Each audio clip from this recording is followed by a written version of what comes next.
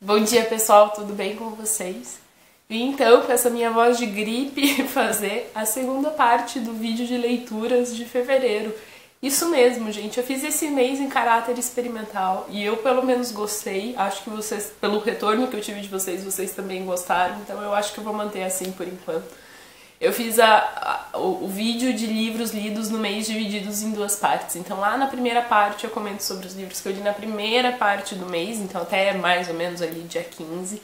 Eu li muitas coisas legais nessa primeira parte do mês. Eu li o Conversa Entre Amigos, da Sally Rooney, Mulheres Viajantes no Brasil, do Jean Marcel Carvalho França, Outras Mentes, O Povo e a Origem da Consciência, do Peter Godfrey Smith, um livro da Maria Graham, que é sobre viagem. Ela veio, uma autora que veio para o Brasil ali pelos 1820.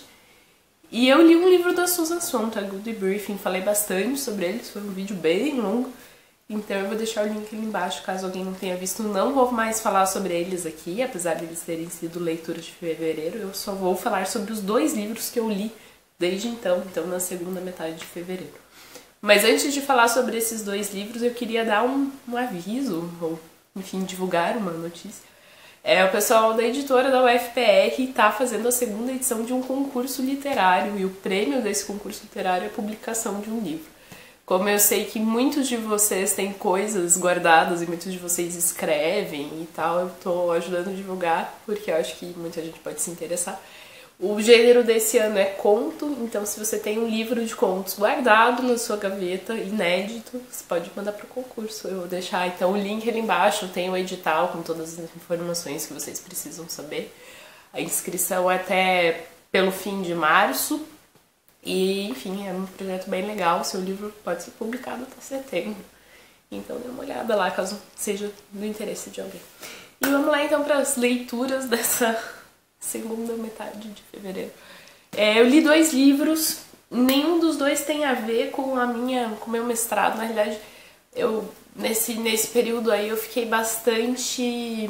mais relendo, reescrevendo, trabalhando coisas assim, e li alguns artigos.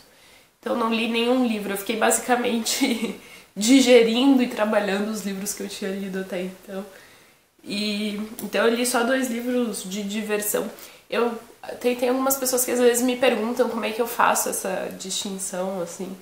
Em geral, os livros do mestrado são os que eu leio de dia. Eu tenho tentado fazer às vezes muda de dia para dia, mas assim, eu vou trabalhar de tal horário a tal horário e fazer coisas assim. Então os livros do mestrado eu leio esse tempo. E os outros livros que eu leio tendem a ser mais de noite, assim, uma coisa mais para descansar, o fim de semana, ou alguma coisa assim. Às vezes, quando vai andar de transporte público, coisas mais, tipo, para relaxar, assim. É isso. Bom, o primeiro deles, então, foi o Algo Infiel, que é um livro teórico de tradução. Chama Corpo, Performance e Tradução. Algo Infiel, Corpo, Performance e Tradução é o subtítulo. Foi escrito pelo Guilherme Gontijo Flores e o Rodrigo Tadeu Gonçalves. Os dois foram meus professores na graduação. E as fotografias são do Rafael Dabu. Ele saiu com apoio do governo do estado de São Paulo e saiu pelas editoras Cultura e Barbárie e a Nexus. Eu não conheço muito bem, diz aqui que o Nexus é um selo da N1 Edições. Não conheço muito bem esse selo. Bom, qual é a pira? O Guilherme e o Rodrigo são dois professores de literatura clássica, literatura latina, literatura grega. E eles já tem uns anos começaram a pensar um pouco sobre como boa parte dessa literatura clássica ela não é tanto pensada em sua produção para ser lida no jeito que a gente entende hoje, de ficar aqui sentado no sofá lendo um livro. Mas ela era, em boa parte, muito performática, muito feita para ser vivida, para ser lida, para ser ouvida. E a partir disso eles começaram a desenvolver um estudo e uma prática de tradução dessas obras que permitisse esse tipo de interpretação, esse tipo de viés dessas obras. Eles têm uma banda que eu adoro, com vários alunos e professores, assim, um grupo muito legal que chama Pécora Louca, que eu já falei várias vezes nesse canal, inclusive, em que eles apresentam essas traduções e essas performances e tal. E esse livro aqui é, digamos, uma síntese mais teórica desse exercício que eles já têm feito na prática. E eu já tinha tido contato com as coisas deles, assim, com o que eles defendiam, tanto nos shows da banda, quanto em aula, quanto em situações assim na universidade. E eu já tinha lido vários trechos, assim, vários textinhos desse livro, mas é a primeira vez que eu leio ele inteiro. É um livro, assim, é muito gostoso de ler. E eles apresentam uma teoria de tradução que pode ser sim um pouco específica, que tem um pouco a ver com esse projeto de tradução deles, mas que eu acho que é um jeito muito interessante de ver a tradução. Algo infiel, como tá aqui no título já, né? Deixando bastante explícito. Então, o livro traz tanto algumas traduções de coisinhas, de textos, de poesias, de músicas que eles mesmos traduziram e um comentário sobre como foi o processo, o que passou pela cabeça deles durante essa tradução. Traz também algumas reflexões deles mesmos sobre esse tipo de tradução, sobre esse traduzir. E tem também uma coisa que eu acho muito interessante e que eu acho que é muito atrelada à própria concepção deles de tradução, que eles colocam alguns trechos de outros livros com... Eles mencionam fontes, tá? Ninguém tá plagiando ninguém. Mas com uma citação discreta de fonte. Então, quando você tá lendo o texto, você se depara com esse texto que você no primeiro momento não sabe que é dele, que não é deles, até que você percebe que ele tá escrito de jeito diferente, ou que você já leu isso em outro lugar e não sei o que, e daí quando você vê aquilo era uma citação de outra pessoa. Então é um pouco algo infiel mesmo, assim, que eu achei genial em termos de formato e tal. Mas basicamente eles vão pensar na tradução desses textos como uma necessidade performática também, e como performar esses textos hoje é diferente, e óbvio que é diferente, e como isso permite um exercício de tradução que é voltado para performance, mais do que talvez semanticamente, mais do que de sentido estrito do texto, e como isso gera outras possibilidades muito interessantes de tradução. É um livro que eu recomendo bastante para quem já lê coisas sobre tradução. Não sei se é um bom lugar para começar a ler sobre tradução, porque eu acho que você já precisa ter algumas coisas assim em mente antes de vir para cá. Mas é um livro que eu adorei, assim. Eu sou muito fã do trabalho deles, explicitamente, assim, e eu achei um livro muito, muito, muito, muito, muito bom. Fora que as fotos do Rafael eu acho que dão um toque bem especial, assim, porque as fotos são lindas, lindas, lindas. E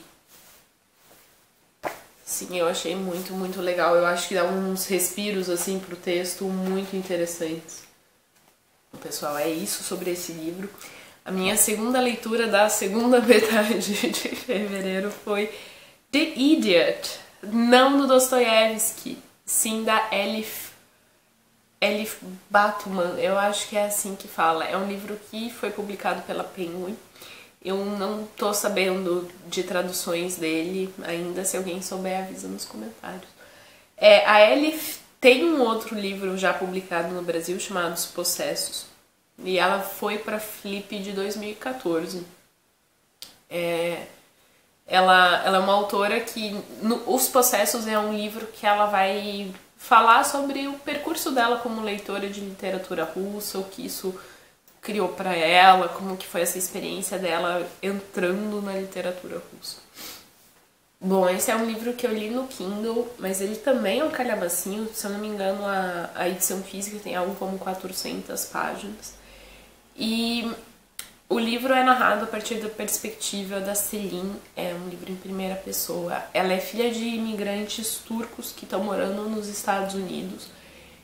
No começo da década de 90, ela já nasce nos Estados Unidos, e no começo da década de 90, acho que se eu não me engano é 95, ela vai para a universidade, ela entra em Harvard. E o livro, então, vai narrar o primeiro ano dela, completo, assim, inclusive as férias e tal. E tem algumas coisas que eu acho muito legais nesse livro, assim. Eu gosto muito do tipo de humor dele, que é basicamente o humor da personagem, né? O jeito que ela vê o mundo. Eu achei engraçado, não sei se todo mundo vai achar engraçado.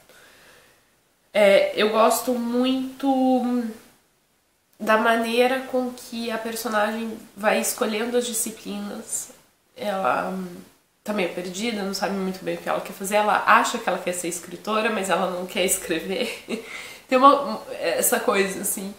E ela faz muitas disciplinas de linguística e coisas assim. Ela começa a aprender russo e tal.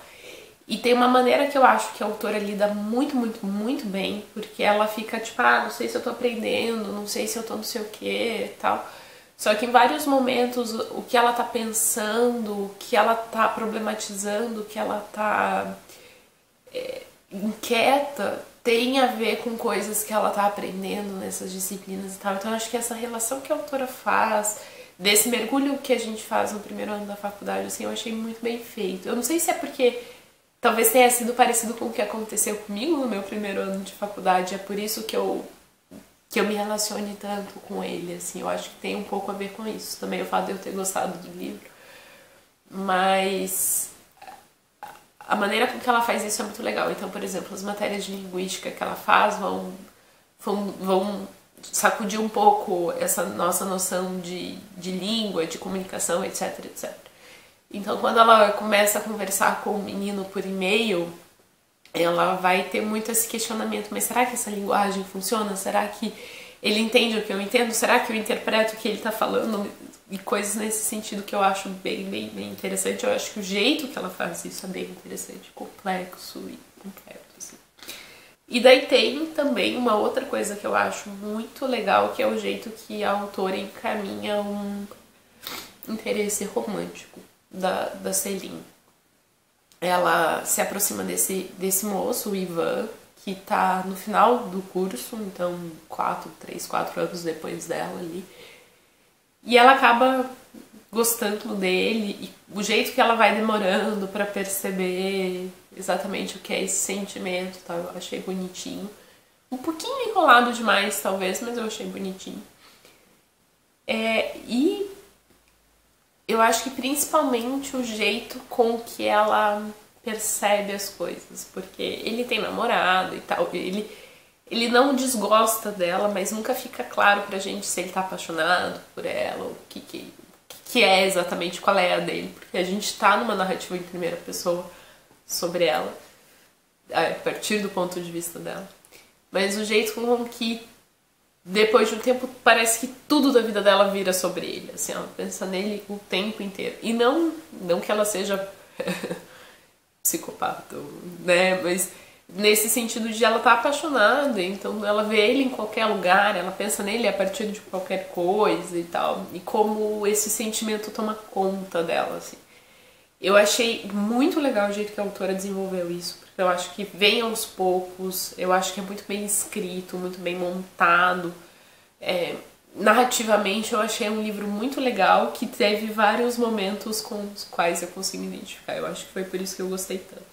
Eu nunca li O Idiota do Dostoiévski, então eu não consigo dizer pra vocês qual é a relação que a autora fez a partir do título, qual é a intertextualidade, o que tá acontecendo. Não é um nome aleatório, assim, eu tenho certeza que a autora conhece, né? O outro livro dela é sobre literatura russa, então com certeza isso não foi aleatório, isso com certeza foi intencional. Então, caso alguém aí que esteja assistindo e já tenha lido os dois, me conta, por favor, qual é essa possibilidade. É um livro que eu vou ler em algum momento, provavelmente, mas não vai ser agora. E é isso, gostei bastante do livro, recomendo também. E se alguém souber também de alguma coisa dele sair em breve, me avisa que eu posso colocar ali embaixo na caixinha de informações. Bom, pessoal, é isso então que eu li em fevereiro, na segunda parte de fevereiro. Pra ver tudo que eu li em fevereiro, não esqueçam de dar uma olhada no outro vídeo. Espero que vocês tenham gostado do vídeo. E me contem aí o que vocês leram de legal também. Até a próxima!